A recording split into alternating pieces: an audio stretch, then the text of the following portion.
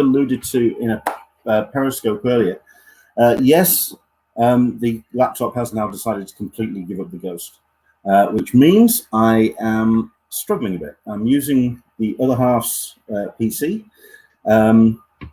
but we're getting through. We're going to get through this. If you have seen this right now, you will have gotten the notification if you are a subscriber on our YouTube channel. If that is the case, thank you. We much appreciate it. Hopefully then you've also hit notifications as well, and you are basically made aware of when we go live. Please do share the good love and let everyone know that this is what we do on a Wednesday and a Sunday, Talkin Con, a cup of tea with an Englishman in San Diego. We've got ourselves a cracking show today, I think. I'm going to try and get through as much as I can. Like I say, technical issues, so we weren't able to do the countdown. We weren't able to do lots of other bits and pieces, but we do have a great person to talk to, and that's really all you need, really, when it comes to a stream like this. Please welcome Chris Ryall. Hello, Chris. How are you doing, sir? I'm good. Our connection seems fine, so whatever difficulties you had are behind you. Well, yes. I mean, I've got one or two nerdy things, just one or two. As we all should. Absolutely. I have a couple of Funkos, which, you know, is just kind of like the default thing that we have as nerds, sure, isn't it? Although I'm waiting to find the kind of comic industry person that just goes, you can get those bloody things away from me. Because I can imagine. You know, I never quite got the bug, but I did just recently buy the Simon Le Bon from Duran Duran Funko. So I have he and Lemmy from Motorhead kind of staring at each other upstairs. Because I mean, just to explain to one or two people, the first time I met Chris in person was when he came over to Shrewsbury for Comixolopia.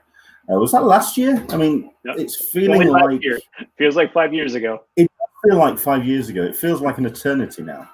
But the joy of that particular meetup was the fact that we didn't also just talk about comics, because we kind of covered that in a panel that we did together, which it was Chris's Spotlight panel of the weekend.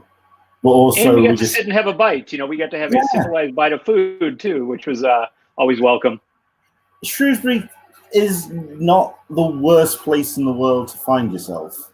It was wonderful, yeah. It was okay. It was nice. It was good, and it was just nicely overcast as well. It wasn't too hot. Okay, admittedly there was some rain on occasion, but you got through it, and it was good. But no, we kind of had all sorts of chats, and to be fair, I also had a moment of severe jealousy when we kind of were talking about concerts and artists that we've been to see, and Chris just name dropped all of these concerts, and I just went, that's just not fair. I'm like everybody that loves live music. I'm suffering right now. Like I had a lot of tickets in the queue that had to be either moved back or refunded or just otherwise lost. Is that the kind of thing that you're really missing at the moment when it comes to the lockdown? Because I mean, is it live music, or are you a karaoke head as well, or? No, I mean, conventions, I think, is probably the only time I really go down that road anymore, because nobody wants to hear this voice, you know, trying to carry a tune. But I mean, it's all the things. It's going to comic book stores, it's going to music shops, it's seeing live music. You know, it's all of my geek pursuits sort of put on hold for now, like all of us have had to experience. But yeah, I mean, live music is certainly a thing that I do as frequently as possible. So yeah, you know, I'm eager to get back as soon as we can all get back in a safe way. Do you play an instrument still? No, I mean, I have a guitar, you know, and it's been sitting in the corner for a while. I took it out and I tuned it up and I queued up a couple, you know, lessons online, and then that's as far as I've gotten. So it's one of those things where you're like, well, now I have time, although you don't really have time. Someday. So, I mean, how has the lockdown been treating you? Because I mean, I know it was your birthday at the beginning of the month. Happy belated for that. Oh yeah, thank you. I mean, obviously, lockdown had happened right at that point. Were you able to kind of celebrate in any kind of style?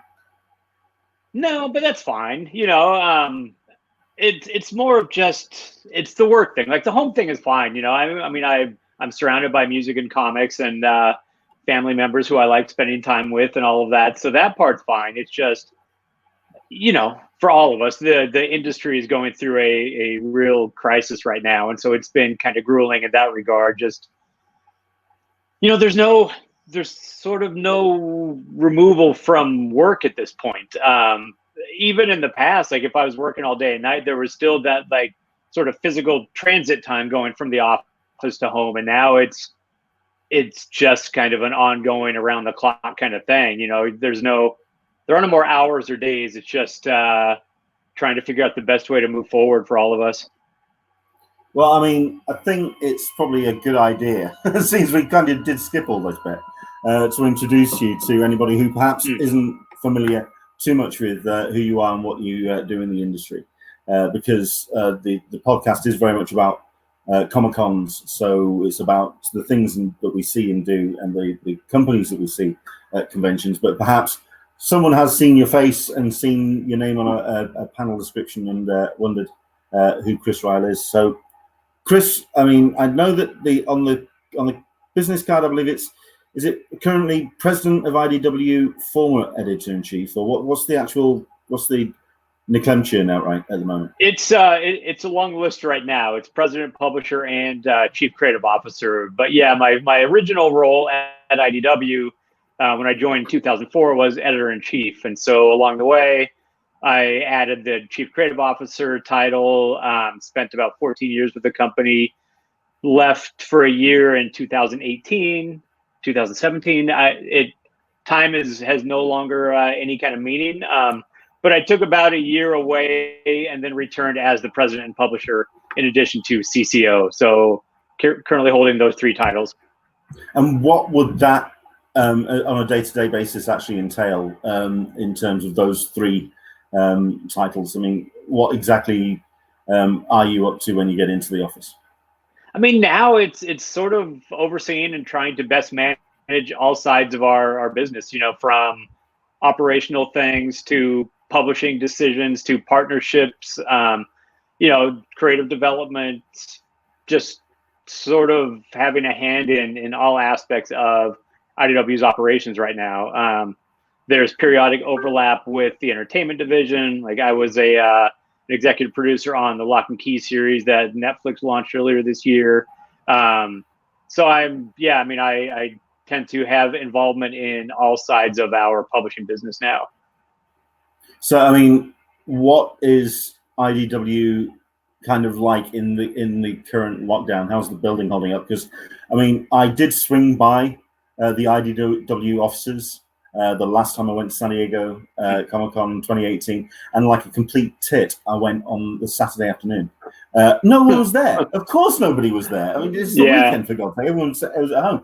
But I went down and spoke. The TJ was at that point working in the gallery, in the gallery, which just blew me away, because at that point I think you were having a Walt Simonson retrospective. So just to see original Walt Simonson pieces behind the glass was just amazing, and to have kind of the run of that the gallery space.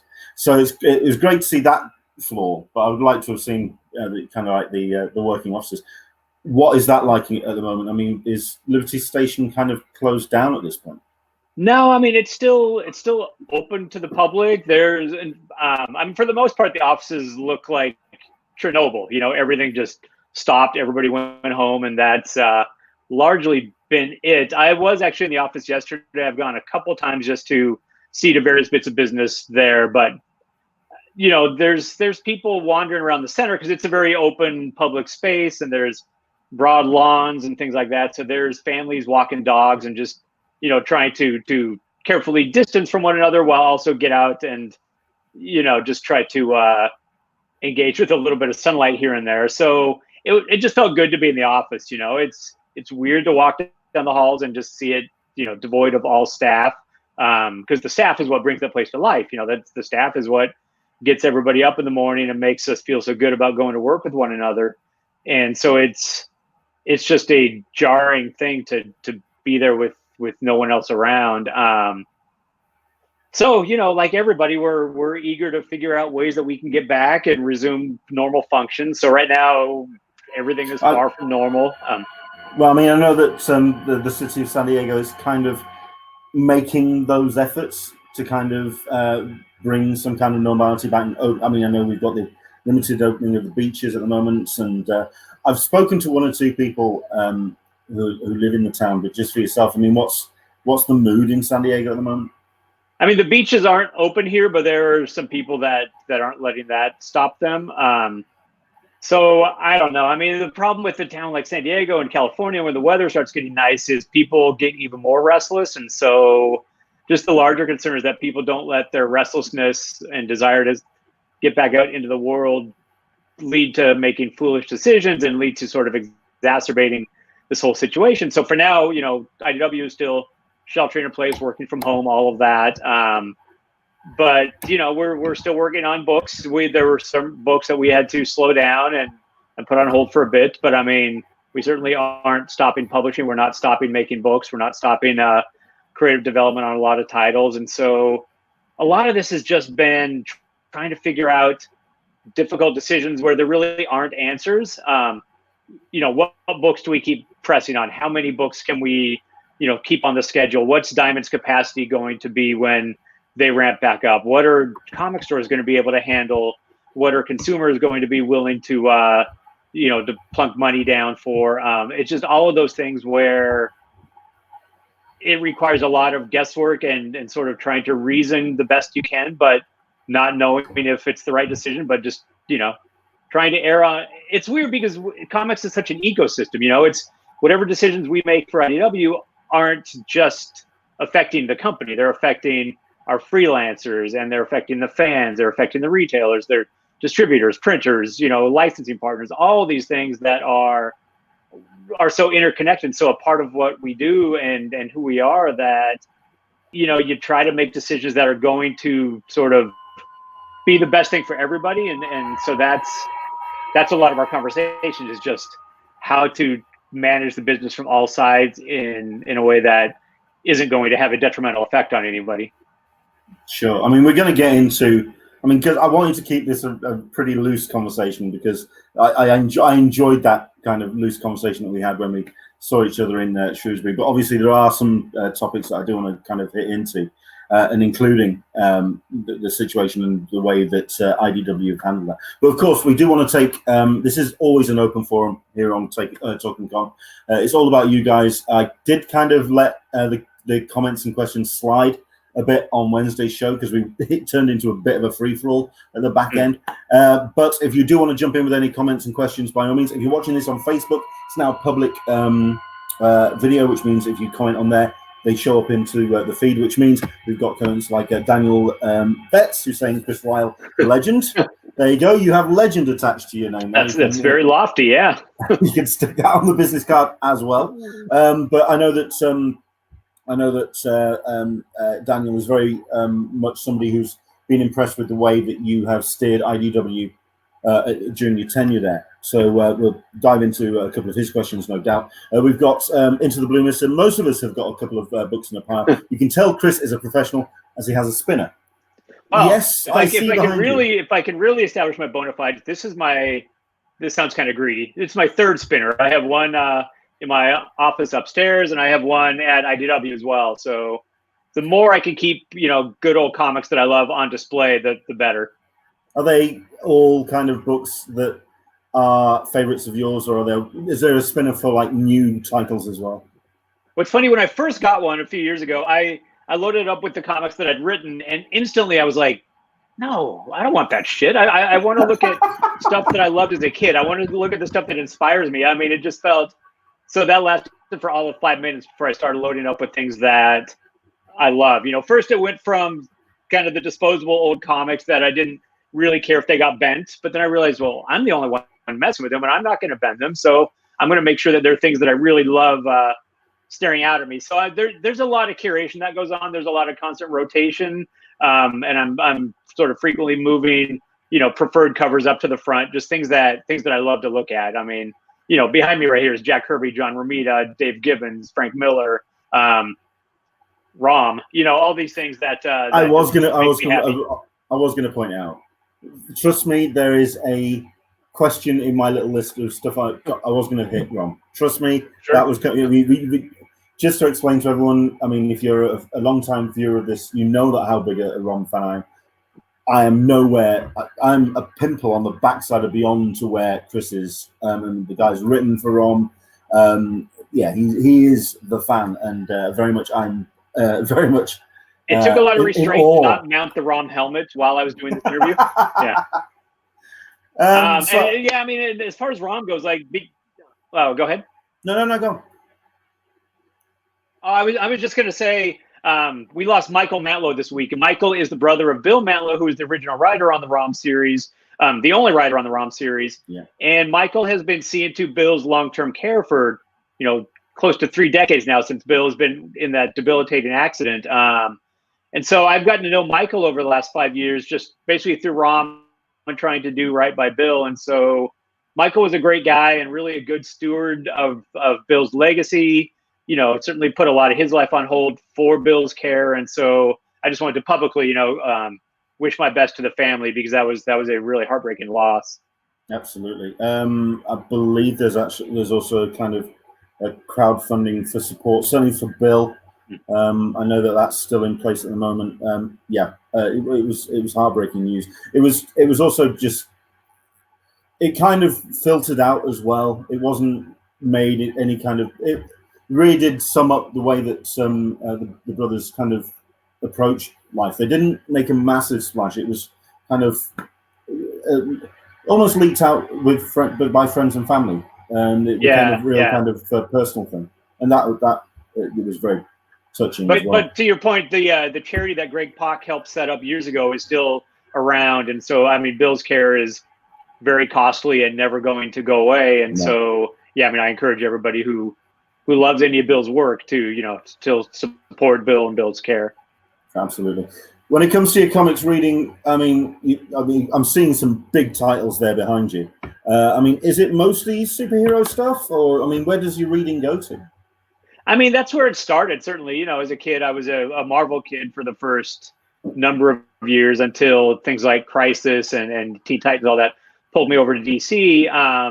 But no, I mean, along the way, certainly, like this is kind of like childhood love stuff.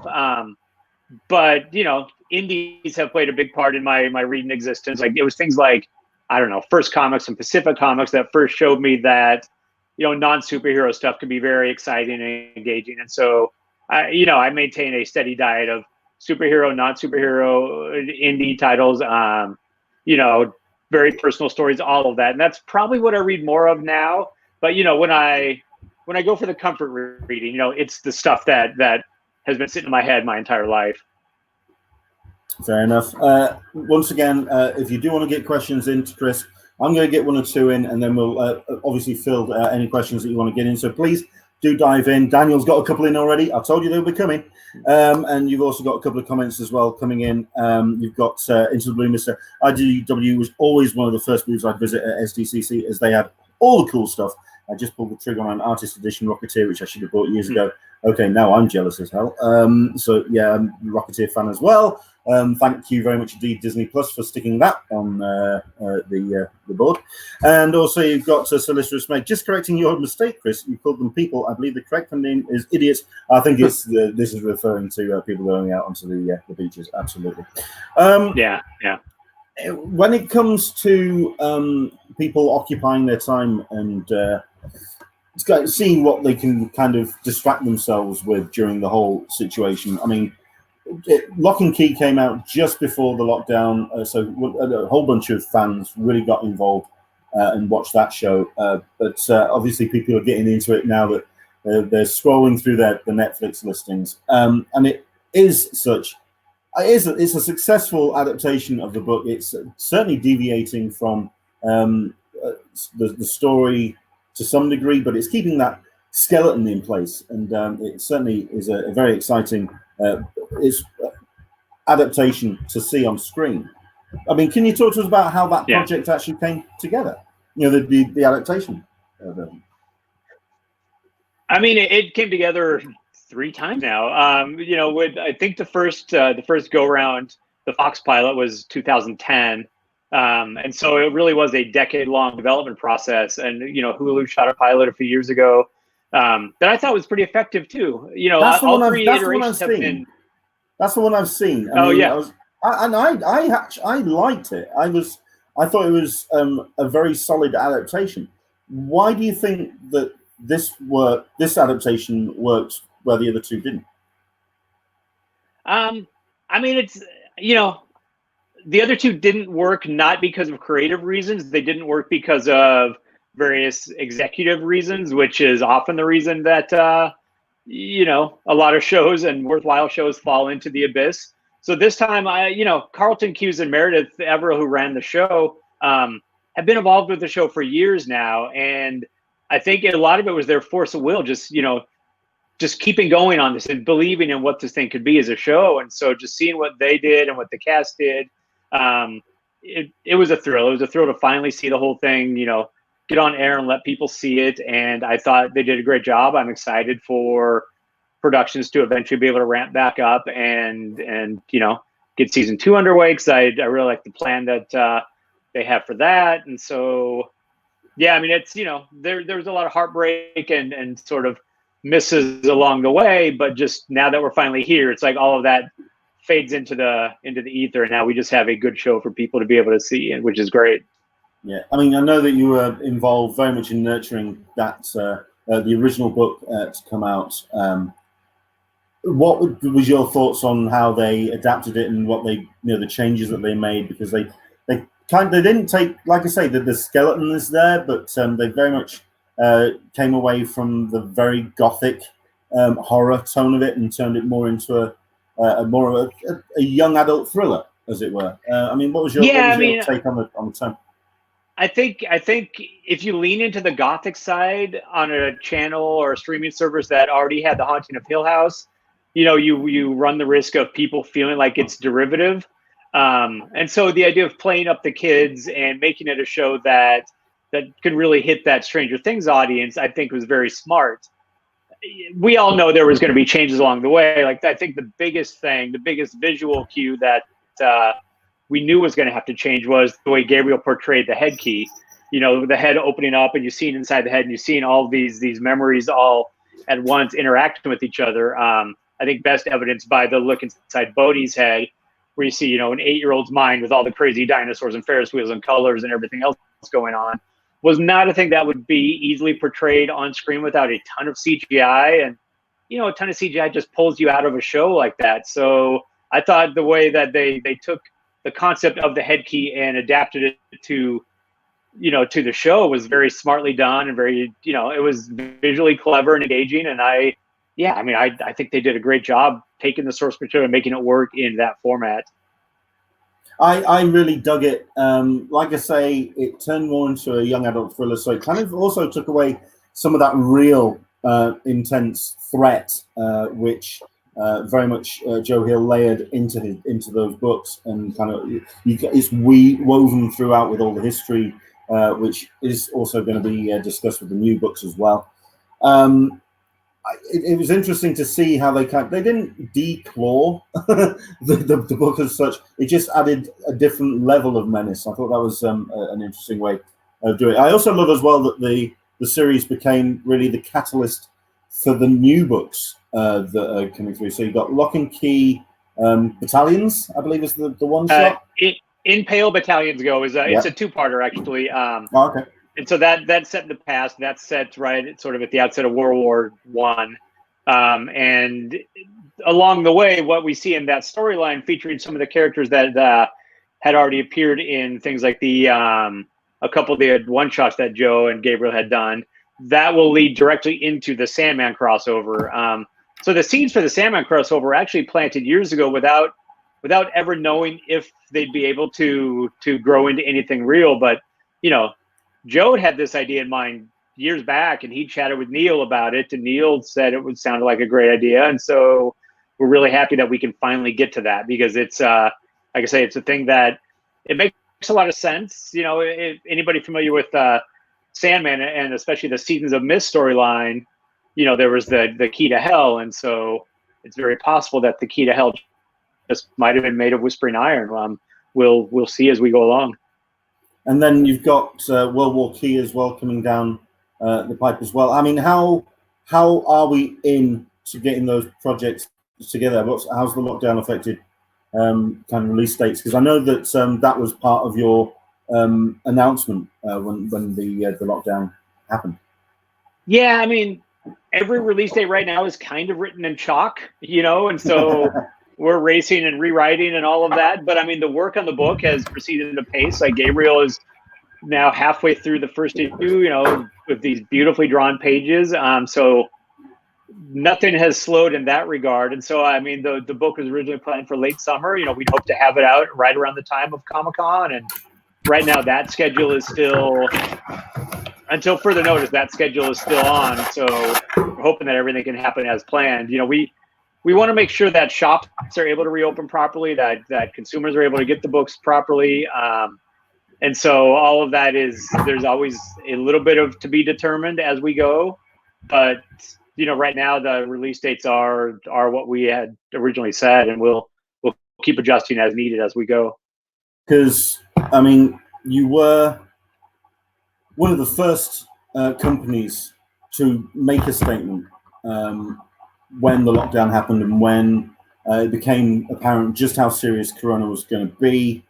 And that, for myself, it was really inspiring to see, because it was yourself and a couple of the, I think there was another one of the, I think it was Dark Horse as well, that made an actual statement. You were the first companies to do so.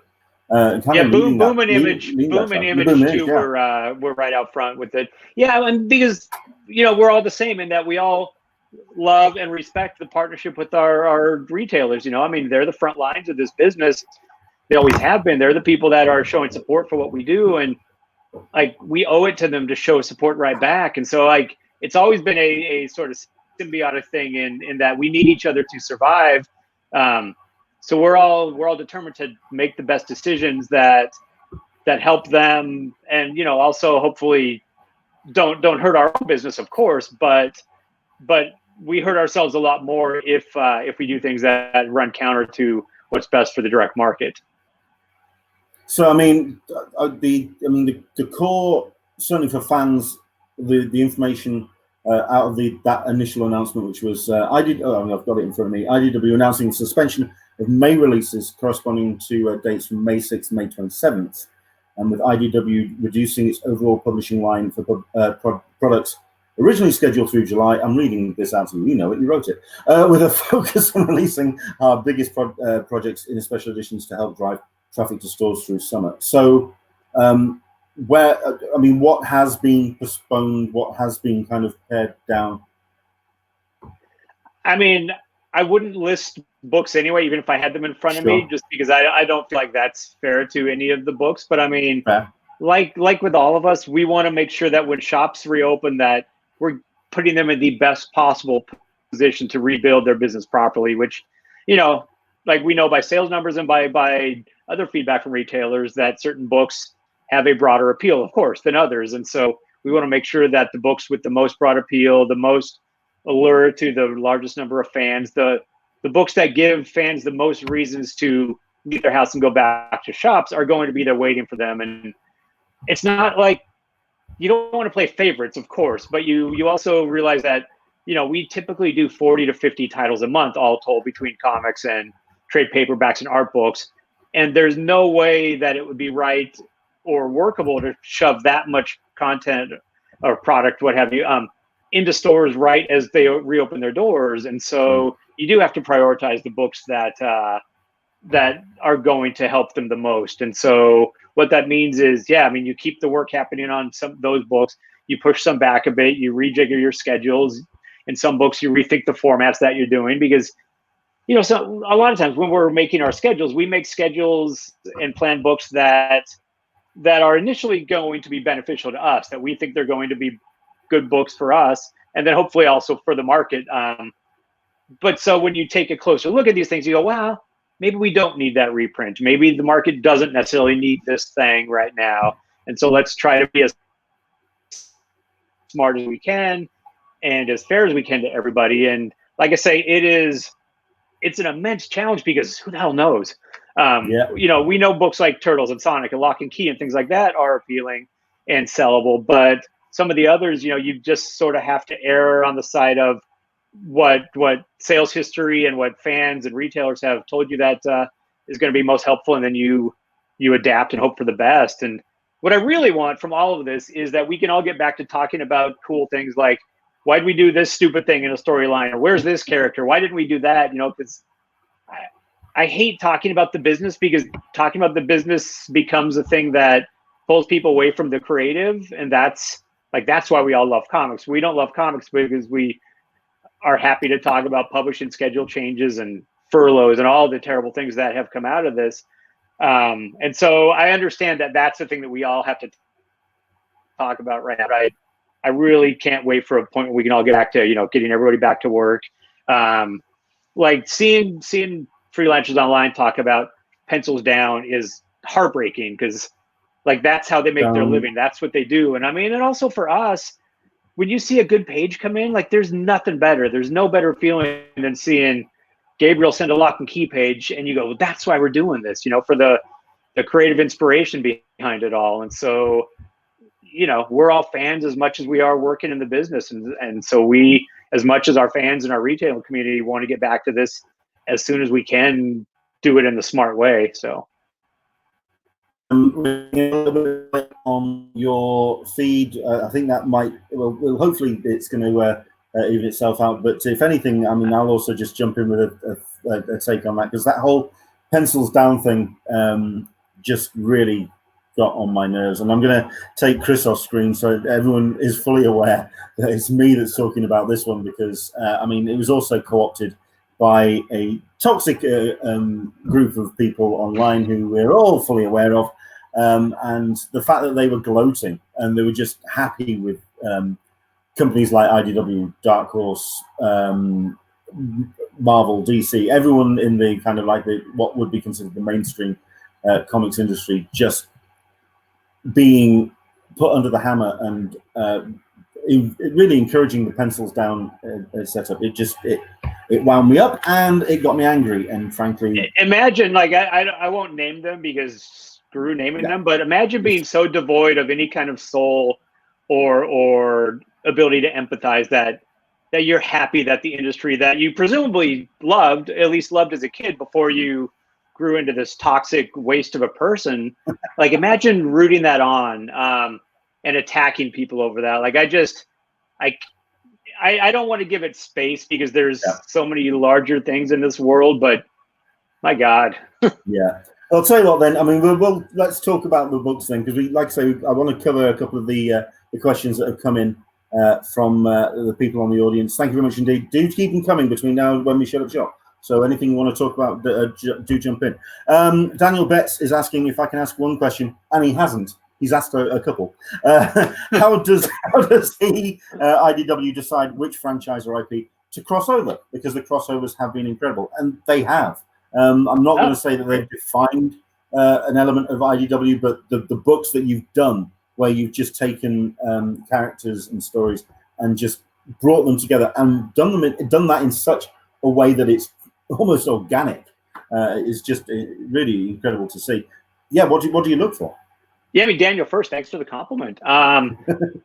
It's funny, there was some website that years ago that ran this comic strip of how we did this big event called Infestation, where we couldn't quite get all the licensor permission to have the characters interacting, but we did the closest thing we could to this big multi-property crossover with Ghostbusters and Star Trek and Transformers and such. And this website did this comic that was like, here's how that Infestation got started. And it was basically showing me in the bath playing with a bunch of action figures mashed together. I mean, that's a terrible visual, and I apologize, but I mean, that's kind of it. Is like, what would be fun? What would be fun to pair the Transformers with? What would be fun to pair the Ninja Turtles with? Well, Batman would be great. And so a lot of it is what we think not only makes sense story-wise, because you don't want to do something that's so stupid that it doesn't belong together. Godzilla, My Little Pony or something doesn't make any kind of good story sense. So you want there to be a story reason, but you also just want it to be something fun and engaging. And then the third part of that is you want it to be a thing where the license holder or another publisher will actually approve of it. So, you know, there have been things that we've wanted to do that haven't gone through, but a lot of the ones that we thought, well, that'd be a lot of fun, which is how most of our decisions start out, have come to pass. And so that's been great. You know, it's like I was a kid loving crossovers, you know. I mean, I grew up on things like some of the high points of crossovers, like X-Men Teen Titans, you know, by Claremont and Simonson. And my older brother had that giant Superman Spider-Man that's the one I was going to bring up, because I mean, it's the one that started it all. Yeah, my introduction to American comics, when I was back reading Beano Dandy Asterix here in the UK, was my mum picking me up the Avengers annual for 1976, I believe, maybe a bit later. It's the one with the female members of the Avengers coming together. It was all kind of like a feminist adventure. There was that, and then there was a big hardback issue of the Spider-Man Superman, which, yeah, I think that's pretty much where I came in when it came to American comics. So yeah, and I didn't know hardback existed. I might have to try to track down the hardback. It's out there somewhere. It was a big kind of like an English, so like a UK Marvel kind of edition of it, and but I mean, they start with like, what would be fun, what would be a cool story, and then what will people approve? And you know, every now and then the licensors will go, no, that doesn't make sense, and they'll keep us honest and make the story, like when we did the Star Trek Planet of the Apes, that didn't really make a lot of sense, but the writers, Scott and David Tipton, found this one sliver of story that actually you could slot that in perfectly, and it did make sense in the timeline and in both universes. And so that's, you know, we try to keep it grounded. If you could possibly talk about Star Trek Planet of the Apes crossover being grounded, you try to find that story element that makes it have reason to exist. Well, I mean, I remember that crossover because when I first started launching an Englishman in San Diego, I was reading a whole bunch of sites just to kind of get a sense of what was what people were involved in and what were interested in, and that was covered by a CHRIS. They did a whole run of articles about that crossover, and also the adaptation by Planet of the Apes as well. No, I kind of got into it that way. So. I mean, I think it worked, but you have that worked kind of tilt of your head. But then you have, like you say, I mean, the Batman Teenage Mutant Ninja Turtles has been one of the highlights of the last couple of years when it comes to books being on the shelf. It's a series that has really kind of like captures a lot of people's imaginations. So I mean, yeah, those crossovers that come out just really do. When they work well. You've got a question from Solicitor Smeg. What does IDW look for then in its creators, its creative team? I mean, it's kind of a broad answer, but so if it's a creator that would work on a licensed property, you know, you want somebody who understands the characters and, you know, has a good take on what they would do with Transformers. Like, there's been a lot of Transformers comics since the 80s. And so if we're talking to writers about Transformers, you know, we want somebody who has an interesting take that hasn't necessarily been seen before. With artists, you want people who can capture the character's likeness or you know, make their look license approved, but also, you know, fun and engaging. And so that's kind of where that starts on the license front. As far as creators outside of the license front, I mean, it all comes down to what's an interesting story, what's an interesting visual approach to a thing. You know, when Joe Hill first pitched a bunch of properties to us, and one of them had this big spooky house with a bunch of magical keys, like, we look for that. We look for a high concept that sounds engaging, and then you flesh it out, and hopefully it becomes something more than just a cool log line. And so I guess we look for in our creators the same thing that fans look for when they pick up a comic, which is what's going to be a cool, engaging thing that's going to, you know, make you want to buy that issue, make you want to buy the next issue. I'm curious, in that tying together of a creator with a book and with an idea. I mean, is it many a case of creators coming to you with those ideas, or is it you sort of like spitballing some ideas and finding the right talent to go with that story?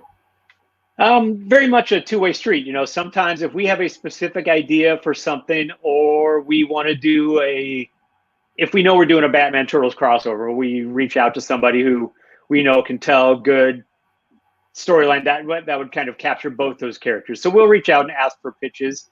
Other times people will send stuff to us, or they'll bring us a completed book. They'll bring us just a pitch that we then pair them with an artist. So I mean, it's kind of all the different ways that comics all come together.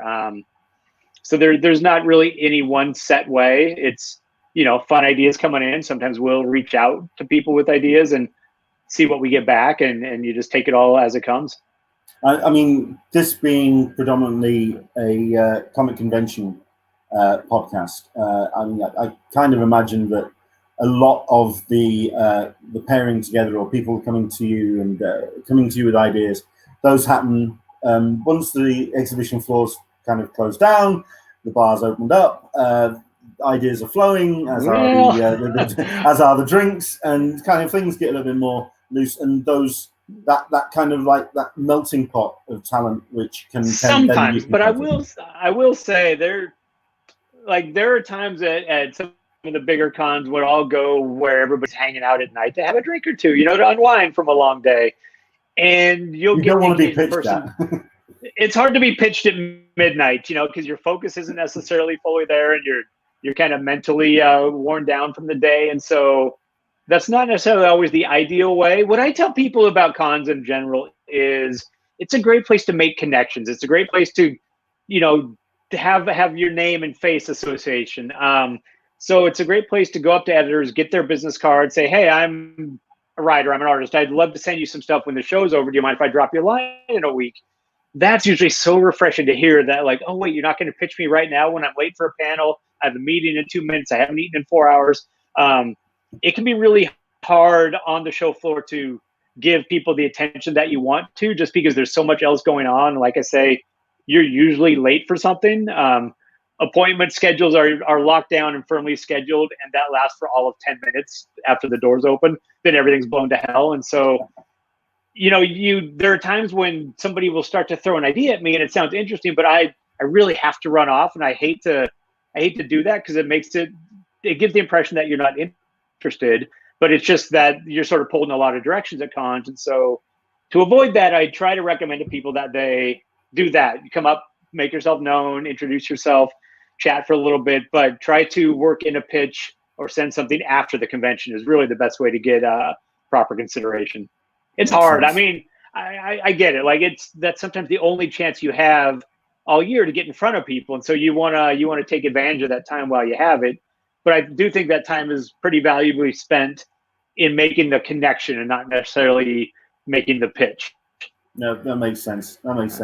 And I suppose as well, kind of you have a good idea of what a person is like to work with, and to kind of in that interpersonal, when they are on karaoke and they're singing their heart out. That's when you see the soul.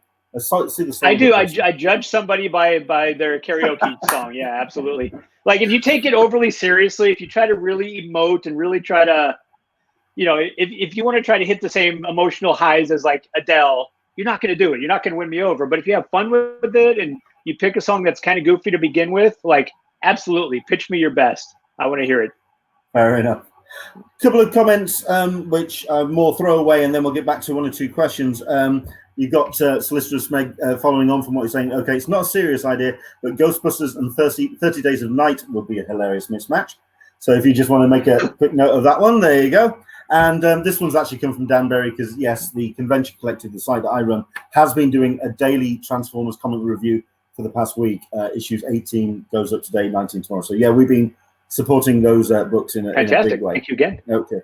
So Sarita P is asking, what is the process of picking what and who to do an artist edition? Because these books are something that I would love to get into, but they are just so expensive. But it's understandable to have those art pieces presented in the best format possible.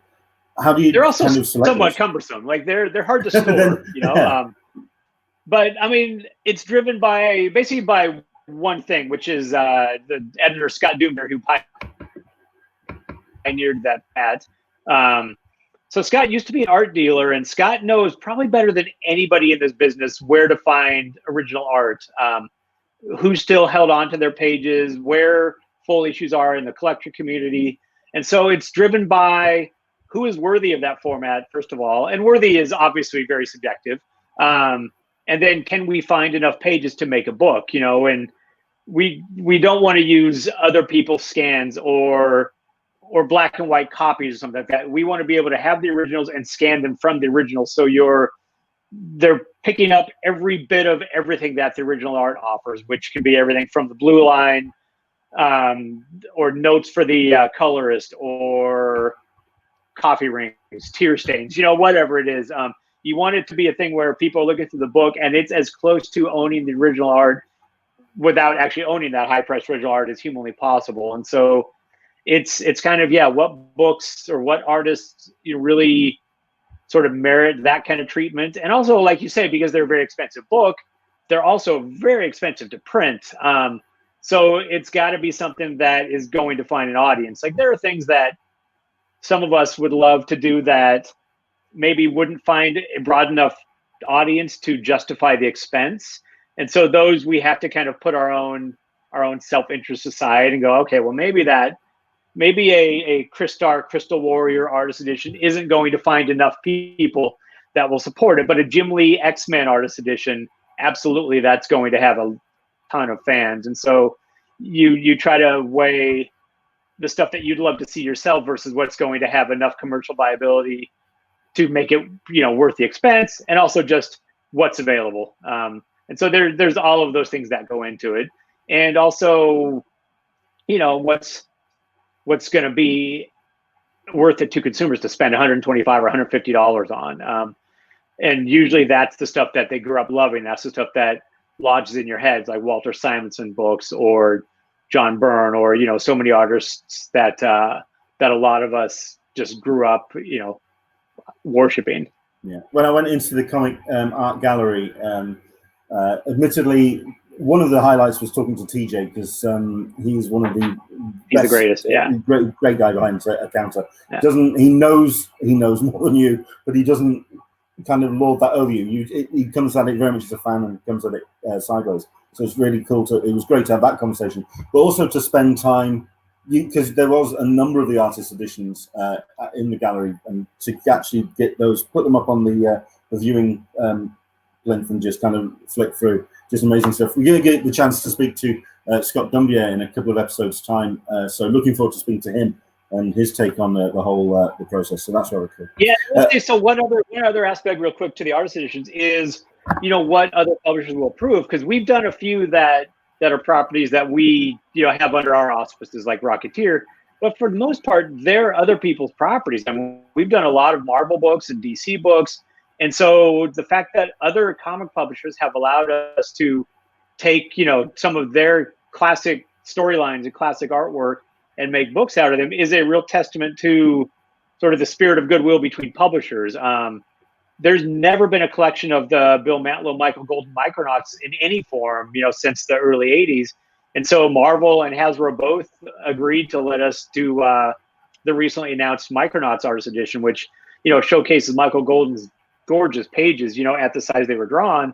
And so part of it too is that it's which other publishers are willing and amenable to let us, you know, publish their property, basically. Yeah.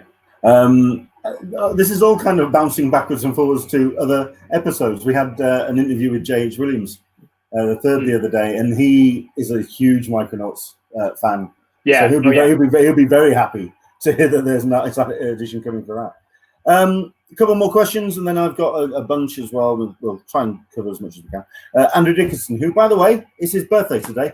Happy birthday, Andrew. I hope you're having happy birthday, Andrew. I hope you're having a good enough day under the circumstances, sir.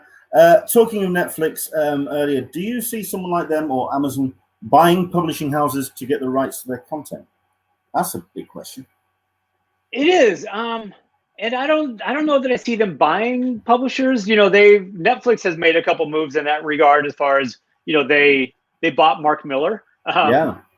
You know, Mark Miller's developing a lot of things for them. And there was also the recently announced first look deal between Boom and Netflix, and so I think there will potentially be more of that. You know, the first look options, but I don't know. I don't know if I see them actually taking on a publisher. Comic publishing isn't something you should do as a side business, you know, and so Netflix, I think, is very good at what they do, but I don't know that all of the financial structures of publishers make as much sense to people that trade in the kind of, you know, 7, 8, 9-digit worlds that they're used to. So I think comics will certainly serve as feeders for their content, and has led to some really good content for them. But I don't know. I mean, I guess we'll see. Again, a couple of years, you know, all of us making anything for anyone in any form might all be owned by the same company. So it could all be Apple Publishing or something like that in a few years. But I don't know. I think right now we'll probably see more partnerships, but maybe not outright purchases. Fair enough. It's okay. We're all going to be owned by Marvel. Even this podcast is going to be owned by Marvel. Give it a couple of years, but we're working on it. And one more from our audience. This is Lock and Key. When are we going to? This is back to release dates and stuff. When are we going to get the next collected Lock and Key volume? I'm eagerly awaiting reading Dog Days, but I'm hanging on for a hardback. I mean, you might be hanging on for a little while longer. I might recommend checking out Dog Days on its own. So this is the long talked about, I mean, years long talked about Golden Age collection, which would essentially collect all the past set stories that Joe and Gabriel have done. And Joe has a very specific order for those stories, and a very specific. He's still got a couple more stories that we have not yet announced that will be part of that collection, and so I wouldn't expect it for maybe a couple more years. But I think when people will see it, it's going to contain an awful lot of good stuff. But yeah, I mean, it's like I said, there's still a couple more stories that have to be done before that book can exist in its proper form. Fair enough. There you go. There's the answer to your question. Into the Blue, Mister. Back to a couple of mine now, because I mean, the business card is very much dominated by that triumvirate title, but you have your chops as a writer, and you're seeing plenty of people taking this opportunity to tackle maybe personal projects, perhaps that they wouldn't have normally had the chance to look at otherwise during this lockdown. Is there anything that you're currently looking at as something to get down on page? You know what's funny? There were a few things that I was really feeling good about their progress prior to this. Since this has started, I have been admittedly so immersed in trying to navigate all of the tricky waters of this that I've really been spending just about all my time on managing the business as best I can. And so now, as much as I would love to say that I'm one of those people that's been able to sort of plow ahead on these things. Those things have always been projects that I try to do in the cracks of the day, you know, and so those cracks right now don't exist. The days are just kind of one long work day that never stops. And especially now, you know, when some of the staff is not working, some of the freelancers are not working, and all of that, I almost don't know that I can even find the mental headspace to properly allow myself to do that. It's been hard to turn off any of this to even, like, I'm having a really hard time watching stuff. I don't know if about other people, but it's hard to be able to focus on watching things. So what I've been doing is, like, when I cannot, I'm reading a lot of books, and I've been reading a lot of old comics when I can find that. But otherwise, it's kind of like, I don't know, it's a wanting to do right by the business, but also feeling the guilt of doing other things that are not related to the business right now. So I'm eager to try to get back to those things when I can, but right now it's not flowed anyway. Fair enough. I'm finding myself finding things I can binge. Not something that I have to make an investment of time over the course of a day or a couple of days. So a couple of days of Thursday, Friday last week, it was Miracle Man. I did my Miracle Man reread. This week, I think I am going to do, because off the back of a couple of conversations with DeMatteis online, I'm going to get back into Craven's Last Hunt and reread that as well. So I've been doing kind of stuff I would know that I would have to binge, which is why I haven't watched the last 3 episodes of Westworld, because then I can spend 3 hours and just, you know, instead of just kind of being distracted by, oh, that thing that's disastrous that's happening outside the window. Fun and games. So at least you can kind of nail down on it. Other books that you've done, or recent books that you've done, I mean, we've talked about it very briefly, and I said I was going to come back to it, is Rom Space Knight. So I'm going to ask and talk about that, because this is, everyone else can just turn off and go away now, because this is just for me. Because what is it about that character that just grabs your attention? I don't know. I mean, I've talked about it so much over the years that, like, I've read a lot of books that are probably quote unquote better comics that came out around the same time. But, you know, as you can see, it's sitting over that right there is this amazing Frank Miller, Terry Austin cover. And I think it's because I was a little kid reading sunny superhero comics, and then along comes this book that, you know, ostensibly was a toy comic. It was there to sell the kind of shitty action figure that they made. Well, it was very much an in-action figure. It didn't do a lot. It lit up. It was like the first LED toy, but the toy itself was kind of not the greatest. But the comic was so much better than the toy, and that wasn't often the case back then. And so the stories had these sort of darker shadings to them, and they were paranoid in the same way as things like, you know, I saw Invasion of the Body Snatchers, the 79 remake, when I was probably too young to understand the time period or what was going on in there beyond just the immediate. And so it was all of that, like, not knowing who to trust, and the neighbor next door might be an evil alien bent on, you know, killing you or taking over the planet, that kind of thing. And so I think it was just the darker shadings and the way that you know, Bill Mantlo and Sal Buscema, especially for the first 4 or 5 years, just told the story where there were real consequences. You know, characters didn't die and come back; they died, and so there was a point about 4 years in where Rom set up in this small West Virginia town, and these humans were helping him out once they finally accepted that he wasn't there to kill them. So he found this sort of a de facto home amidst these humans that were helping him fight this shadow war. And then the entire town was slaughtered. And you're like, holy shit, like, this book's really got stakes, and this really got dark. And I think it was just that. It was kind of the darkness and the spookiness of it all that really played upon things that I've always loved. You know, I then became a rabid X-Files guy, and I've always had a UFO bent and all of that. And so this book just touched on all these things that would become more and more, you know, a part of who I am as we go along. So it's always just resonated. And also it's kind of like a favorite anything at that age. You know, it just lodges in your head against all good reason. And so it is the thing I've read enough times over the years, though, that for me at least, it holds up really nicely.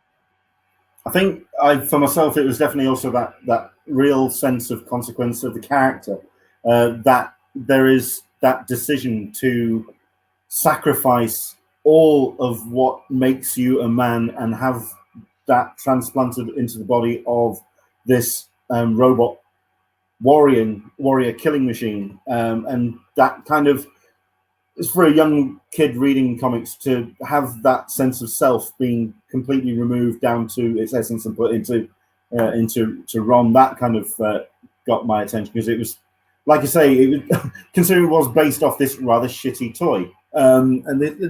He was kind of our own Silver Surfer, you know. Yeah, Silver Surfer predated us, and he agonized every issue. You know, you go back and read those old Stan Lee comics, and like, he was the most tortured character ever. And I think Rom was a close second to that. Like, he somehow held on to his nobility, even though he had to sacrifice his humanity, basically, which probably makes it that much harder to hold on to your human side, your noble side. And so we were able to get in on the ground floor of this character that had that same sort of angst and torture. And so again, he was doing the right things, even though he had a lot of reasons not to. And so, yeah, I mean, it was that torture and angst and pathos of it all that I think really helped build the character out too. I mean, people talk about RoboCop and Judge Dredd being the proto character to RoboCop. I think if you look a little bit further back, Rom definitely fed into that very similar sense of distillation of self into a different body and what makes human. I was blown away by Rom. So That was just more for me, just to talk about Ron. So thanks for that. I mean, I'm never going to shy away from the conversation. You also wrote an adaptation of one of my all-time favorite books by literally my all-time favorite author, which is Douglas Adams. You did an adaptation of Dirk Gently's Holistic Detective Agency. Now, well, I didn't. If I can just one little correction, is it wasn't an adaptation. It was a new storyline. So was it like a jump off from? Because I was about to say I've not read it because I'm so kind of protective of myself of the Douglas Adams books that I really struggle with other people like stepping into those shoes. So I haven't read any of the other sequels that have been done. I think I watched a couple of the episodes of the Max Landis take on it. So I didn't. It's just myself. It's just more a protective thing for myself. I mean, believe me, that is the right response. Like, it's presumptuous and stupid for me to try to tackle anything that Douglas Adams wrote. When I read the first Dirk Gently book, I didn't like it at all for a while. It took 100 pages for the character to show up, and I go, this is nothing's paying off until it does. And then when it does, when everything weaves into where he was going with it all along, you're sort of blown away by the brilliance of it. So I purposely didn't go back and reread those books before. That's what I was going to lead into. I mean, how can you talk about the book and how it came about? So, I mean, you didn't go back and reread? No. So I read the book years ago, and I didn't want to go near it because, again, I knew that if I did, like, the Shadow Douglas Adams cast is so broad that I would have just curled up, and I'd probably still be curled up and just going, no, I can't. So I just sort of wrote the character from what I remembered from memory. But again, I didn't want to even try to touch on the same rhythms or anything because I didn't want to be that pale of an imitation. Around the time I was writing it, I was in England, and so we took a trip out to Highgate Cemetery, and I didn't know that Douglas was interred there. And so I was walking around, and I saw this gravestone where there was, basically just pencils at the gravesite instead of flowers. And I go, what is that? Why are people leaving pencils? And you go up and you see that as Douglas's marker, and you're like, well, not only does that make perfect sense, but then I basically asked for permission / forgiveness for tackling characters that I probably had no right to tackle. I had fun with it because it was really hard and challenging and interesting to try to sort of capture the character and the storylines as I remember Douglas doing them. But when I went back and then read the books after writing the comics, I go, oh yeah, no, man, you never should have gone near that.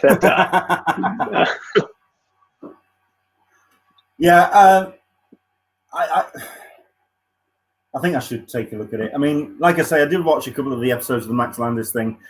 There is another issue with Max Landis, which several people who have watched this show will know about, including an instance where I nearly sent his nose through the back of his skull, but we'll let that slide. But probably should have seen that instinct through, but yeah. It was the first year we went out to San Diego, though, so I think to go to my first San Diego Comic-Con and be arrested probably would have been the highlight that I wanted it to be. So yeah, probably a good idea. I would say the one thing about the Dirk comics is if you view them as like an Earth 2 or Earth 12 version of the character and not existing in the same universe as Douglas's, which should only ever exist in their own universe, then it makes it a little easier. But the look and feel that we gave the character, and even transplanting him to San Diego, which we did, wasn't because I live in San Diego and I was trying to be the presumptuous American to take this very British character and move him to, California. It was because at the time the TV show was planned to be set in San Diego, and so I was trying to help bridge that. And so that was another reason that I tackled it rather than handing it off to a more capable, preferably English writer, was that, sometimes I'll do these things because behind the scenes, you have to keep it in-house. You have to sort of keep proprietary information to yourself and not not reach into the broader community with it. And so it wasn't me just trying to overstep and bring the character to America in a town that I now live. It was for those other reasons as well. So I would just say if you view it as something that is wholly different and removed from what Douglas did, then it makes it a little bit easier to take. Understandable. And because like the reason why I actually thought it was a jump off from Salmon of Doubt is because that's where those first 5 chapters in the book, that's where it would have ended up anyway. So that's where I thought it was coming from. We've got a couple of comments, and then I'll do just one last question and let you get off and enjoy the rest of your Sunday. We have ourselves into the Blue Mister. Talking about the Artist Edition, I figured this is why they picked Hellboy in Hell for Mignola's Artist Edition, because all the artwork pages, there's all the stories are long gone. Understandable. Yes. That was essentially why we. I'm sorry. I was going to say that was essentially why we sort of have the adjunct format, which is the Artifact Edition. Artist Edition essentially full-length stories and then covers and things like that. But the Artifact Editions were made same format, but basically where the pages have been so scattered throughout the world that we've not been able to find complete stories. And so things like the Watchmen book or the Frank Miller Daredevil book, might have some pages from the same issue, but don't have complete issues. And so, always preferable to give complete issues where we can. But in some cases, it's just fun to be able to see any pages from any of these classic runs at that size and format. Understandable. Sarita P, I pre-ordered the Jim Lee X-Men. Thank you. And indeed, the comment, good call, these pages will look incredible. Andrew English, good to have you watching along, Andrew. I'm reading IDW's Star Trek Discovery Aftermath on way to and from work this week. So you've got a reader there, which is rather cool. Omar Hassler, if you haven't watched it yet, give High School Girl a try. It's a great coming-of-age anime with an old-school video games book hook. So good recommendation. Recommendation for that. Into the Blue Mister. Why has nobody mentioned a Highlander, Godzilla, Planet of the Apes, Star Trek Turtles crossover yet? Are you writing this down? Are you? This is where you sort of drop in these scanners like head exploding because just I'm in my head. I'm going, okay, that licensor might go for it. That one never will. That one could. That one will, and it would be 2 years of our lives trying to chase down a thing that maybe could never come to pass for different reasons. But I like the challenge of the multi-part crossovers, but they are multi levels of difficulty in pulling together too. That would be a lot of plates to be spun right there. That's incredible. And Dan Berry, this is Andrew English, sorry, because a response to Andrew English. Now that the Transformers IDW universe has reset, is there any planned IDW universe crossovers planned? Not full universe things. It's funny. Like when we first did the Hasbro universe, we probably got too ahead of ourselves and putting too many characters at once in front of everybody. Because I know that didn't work for some of the fans who just wanted this or just wanted that. But I will say, yeah, Daniel, thank you for the plug on the Transformers Terminator crossover. And there's also a Transformers My Little Pony book that we essentially solicited and are ready to bring to market when we can. We actually don't have to that question from Andrew. We do not have the Terminator license. Dark Horse does, but we're doing a crossover in partnership with Dark Horse. Yeah, and there we go. I'm waiting for Transformers Trade, including Terminator 84. So there we go. And I think the one last question, which has come in, and then I'll dive into one last thing to talk about, and then we'll let you get off. Daniel Betts is asking, I told you you'd have more than one question. How did he get Peter Laird back to Teenage Mutant Ninja Turtles? Did you have the negatives? Have you still kept them in a file somewhere? No. So what this is, we're doing a book called The Last Ronin, which is this Turtles book that's essentially the Dark Knight Returns version of Teenage Mutant Ninja Turtles. And it's a thing that Kevin and Peter have wanted to do for 30 years. When you look at the original Ninja Turtles and you hear any kind of interview from Kevin, Frank Miller's work looms very large in the development of the Turtles and in their inspiration. And so, like for most of us who read it, the Dark Knight Returns book really captivated them when they started talking about what a Turtles version of that book would look like. And so there was a lot of development work done 30 years ago that Kevin and Peter did notes and sketches, and like everything that Kevin worked on, there are these beautiful like unpublished note pages and sketch pages and character designs and world building that he did. And so a lot of that was the basis for taking this now and telling this long gestating story this year. And so Kevin essentially just, he and Peter talk every now and then. He reached out to Peter and said, hey, you know, we'd really like to do this thing. And Peter said, yeah, it's the right time. Let's, you know, go for it. And so it's great to finally be able to do this thing that, you know, these guys had in mind decades ago, but now can also bring to life kind of all the storytelling skills that they've developed in that time too. So it's, in a lot of ways, it's sort of like the JLA Avengers book that was, you know, George Perez planned to do 40 years ago, whatever the timeline is now. Yeah. That when they did that book, when Kurt Busiek and George did that book, it was not the same, but it had bits and pieces from that original thing, but then told through a more modern storytelling approach, and you know who those creators were at that time.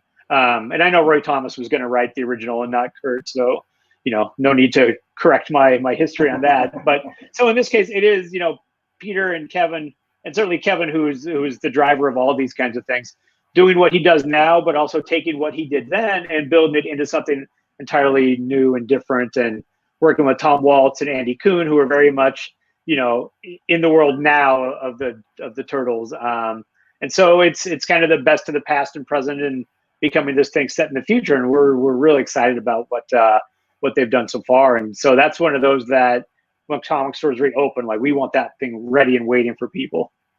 Cool. Daniel is saying, thank you very much indeed for answering. And yeah, great question. I mean, if anything, I mean, I know I've mentioned it earlier, that the Comic Art Gallery, which is underneath the offices of IDW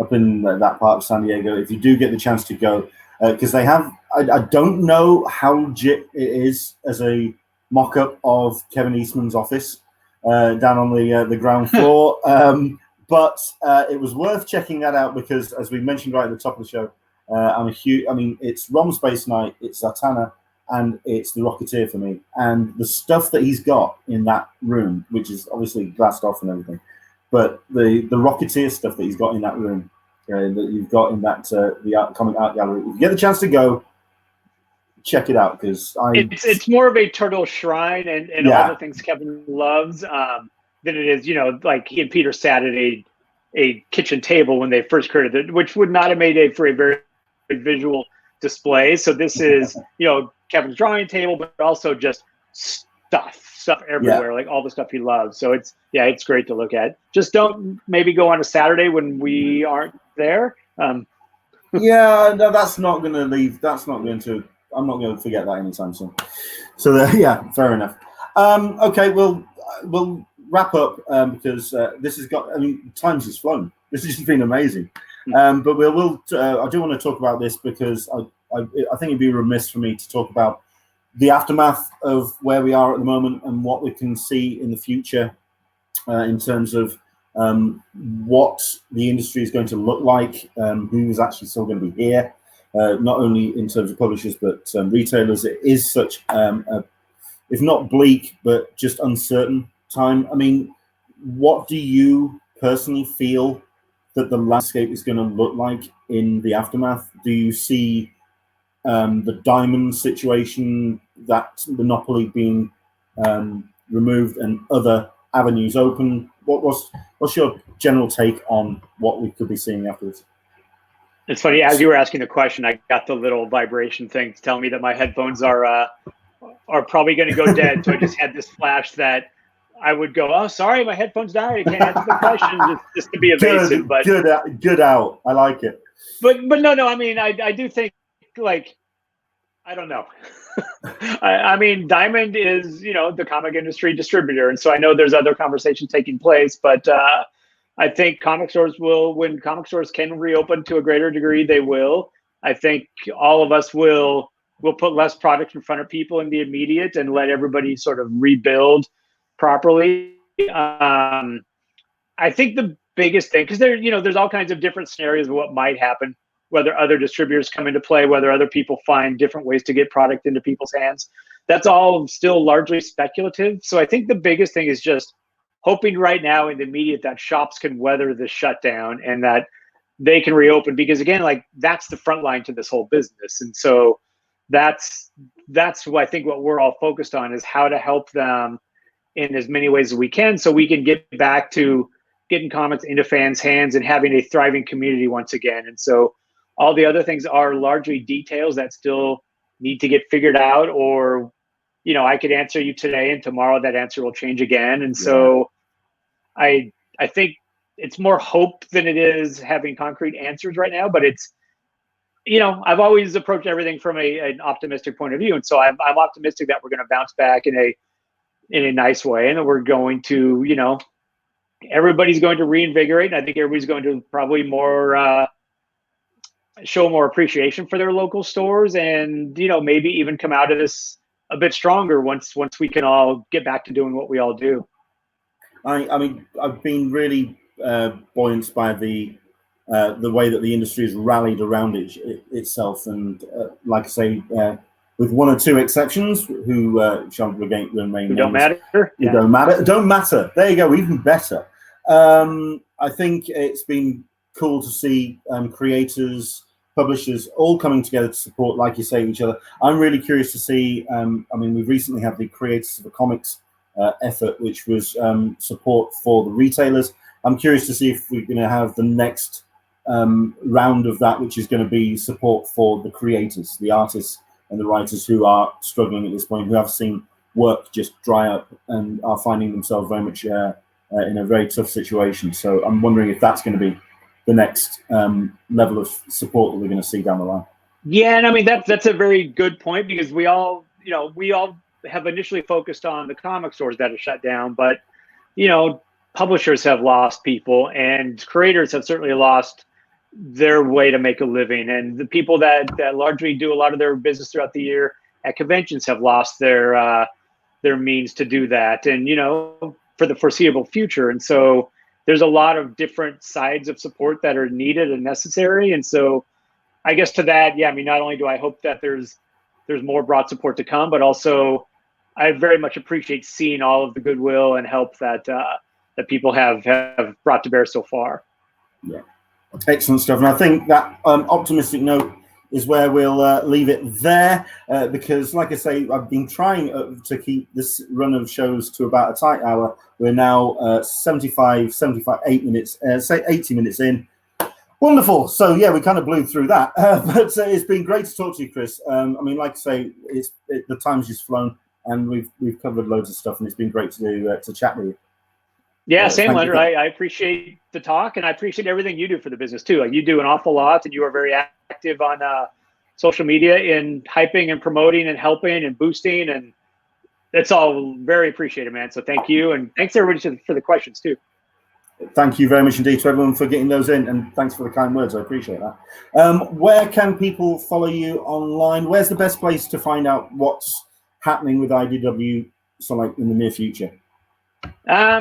I mean, I think, IDW has the IDW Publishing on Twitter and Instagram, and I'm at CHRIS _Ryall at Twitter and Instagram, and I'm on Facebook. And so I'm findable on just about all of these different places. And so any questions that you might have that I didn't get to here, I know John Barber and I are doing a Q&A next week as well through the virtual WonderCon. So any questions that don't get answered, this way or through any other chat, it's like, feel free to post them, and I will do my best to reply to everybody. So again, like, I thank everybody just for the support of IDW and for the industry, and hopefully we can all keep moving forward in good, positive directions.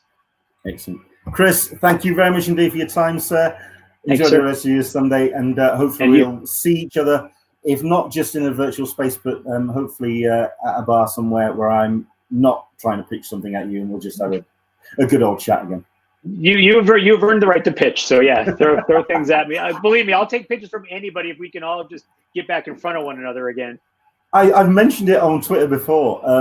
As much of a fan of comics as I am, and as much as I've tried support as much as I can, I do not have a single story in me. I'm the best person for a publisher to go and have a pint with because there's nothing in here. There's no ideas. So I'm just to kind of just to kind of catch up with you will be great. So we'll see you certainly down the line, Chris. It's been a pleasure. Great. Cheers. Thanks, Leonard. Take care. Enjoy your Sunday. Excellent. Excellent. So there you go. That's Chris Ryall. Chris, of course, you can follow him on social media, chris_ryall.com. And like I say, he is going to be at a number of virtual cons down the line. Next week, I believe he's doing that. Do check out his feed as he goes. Excellent stuff. I am running this on a machine which I'm unfamiliar with, and I don't have the bits and pieces that I would usually have in terms of what I want to present for my crowdfunding spotlight and also our artist of the day. And we have run a little bit over, so I'm not going to do that tonight. What I am going to do is go online a little bit early on Wednesday. So I am going to be bringing you the creator spotlight and a special show just before that, which kind of leads me on to something I'm going to just wrap up on because at the end of the day, I'm not currently earning anything. I work as a mobile DJ. That's what pays the bills. There are no venues open. There is nowhere allowing me to play. I'm not earning a damn penny. I did have a little bit of slush money, which thankfully came in. If anyone's here in the UK and is aware of PPI refunds, I got one. So I got a nice little check just before January, February. And I thought to myself, that's going to pay for my flights and my accommodation in San Diego. Now it's paying for food and stuff. So yeah, that's pretty much where I am. But I am requiring I need a new laptop because I did that interview with J.H. Williams III. It was very late at night and I managed to spill a half pint of cider over a laptop. So any support that you can send my way on the Patreon. I did put out something earlier on in the day, which is if I put half in, if I do like an Indiegogo for a couple £100 just to help me out, would you do it? Nobody responded. I appreciate that. But yeah, I think I might be putting something up online just to kind of get something done ASAP. If I can order something and get it here by Wednesday or next weekend, I really need to kind of, yeah, Toby, it did die on me. I thought it was just the keyboard. I thought I was really lucky. I thought everything was in place. At which point it just wasn't running at all. It just died this afternoon, which is weird because I then took the hard drive out, the solid state hard drive, and stuck it in a caddy, and I have backed up everything. So I can pretty much get back up to speed really quickly. I just need a laptop to do it. I'm using the wife's machine at Omaha. Technically, I drowned it, so it was murder. Yeah, I mean, this is why I totally understand if anyone doesn't want to donate, because quite frankly, it's my fault entirely. But that's where we are. I do need a new laptop, so any support you can throw me, I appreciate it. I tried to order a new PC from Dell, 3-month delivery. Well, that's encouraging. I was thinking PC World or something like that, and I don't know, or even eBay. I don't know. But either way, I need a new machine. So there we go. But I may be putting a little bit of an effort for online if you do want to support us. But this is the best way you can support. Please do, if you are watching this on YouTube, subscribe, hit the like button, hit the notifications. If you are watching this on Facebook, share it with your nerd fans, because I think this has just been a really great chat with Chris Ryall. I know that I think Daniel shared it and Tess Fowler shared it. Great that Tess Fowler's watching. Yeah, it's been a lot of fun. And the thing is, we have got ourselves some great guests coming up, and I want to make sure I have a computer to hand to kind of show them properly. Which is where I'm going to wrap up with just the announcement about the guests that we've got coming up for May. You ready for this? This Wednesday, kind of jumping on a couple of topics which we covered today, because while he's not officially aligned with that group that shall not be mentioned, he's an artist that or creator that has been adopted by that group. At the end of the day, he is somebody who does crowdfund, and he does look for alternative ways to get books into people's hands. This is Billy Tukey. He's a great artist. He's a great creator. He's a great person to talk to. He doesn't align with me politically, but if we all did, it would be a very boring world. But at the end of the day, he's very passionate about comics, and you can't knock that. So we're going to get into all sorts of stuff. That's going to be this Wednesday. That's Billy Tukey. And then we're going to talk also to Fraser Campbell about his crowdfunding effort, which is currently doing great guns. That's going to be a great show. So that's Wednesday, 29th of April. Billy Tukey with Fraser Campbell. Sunday, the 3rd of May, it's going to be a bit of a packed show. We've got ourselves a place to hang your cape, which is a fan site on Facebook, Twitter, wherever. Great website, very much a supporter of indie comics here in the UK. David Molowski is going to be joining us from them. We've also got ourselves Alistair Campbell, who is a comics journalist and supporter of bits and pieces here in the UK.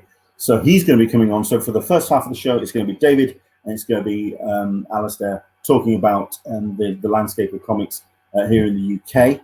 On Wednesday, the 6th of May, it says TBA on my tweet, confirmed this morning, we're going to be talking to the owner of OK Comics. This is a comic book shop based in Leeds. This is Jared Myland. OK Comics is an Eisner-nominated shop. It is one of the most recognized stores and prestigious stores in the UK. It's small, it's intimate, but they are warm and they know their stuff. It's going to be great to talk to Jared. That's going to be on Wednesday, the 6th of May.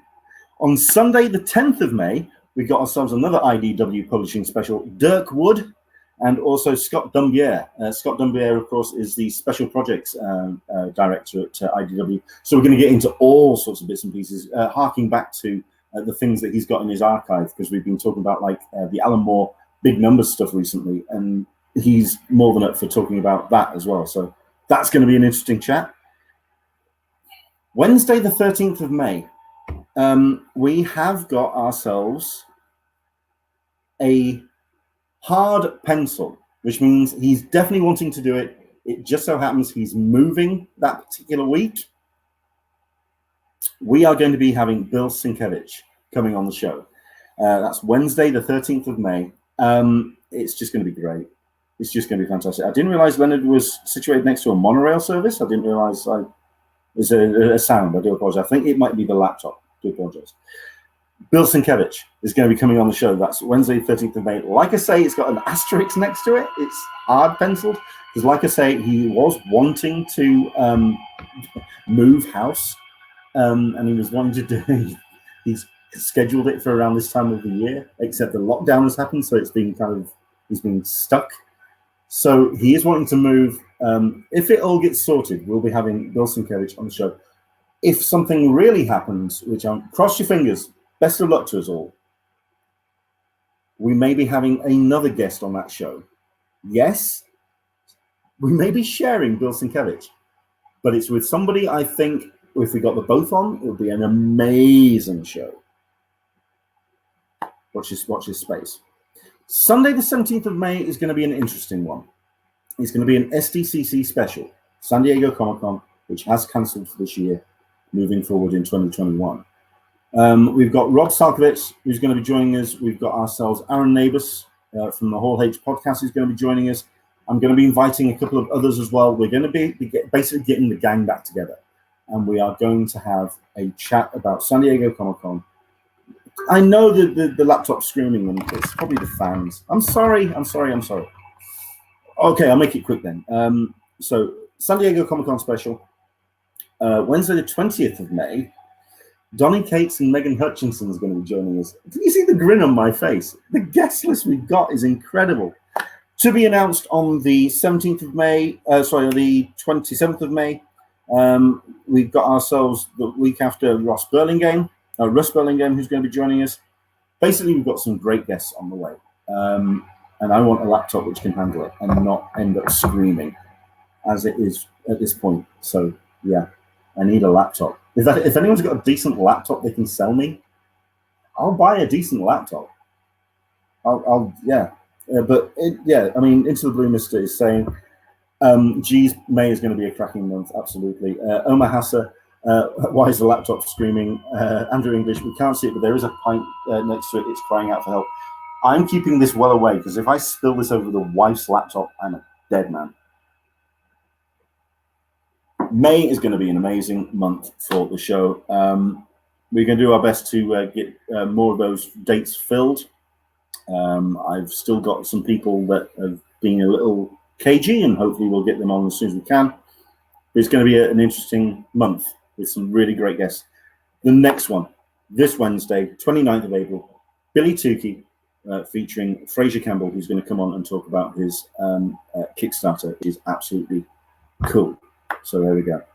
Thank you very much indeed for watching. Take care. Enjoy the rest of your Sunday. And from myself, we'll see you down the line. It's going to be a fun month, is this? Like, subscribe, hit notifications. We're back again on Wednesday with another Talkin Con, a cup of tea with an Englishman in San Diego. From me to you, take care.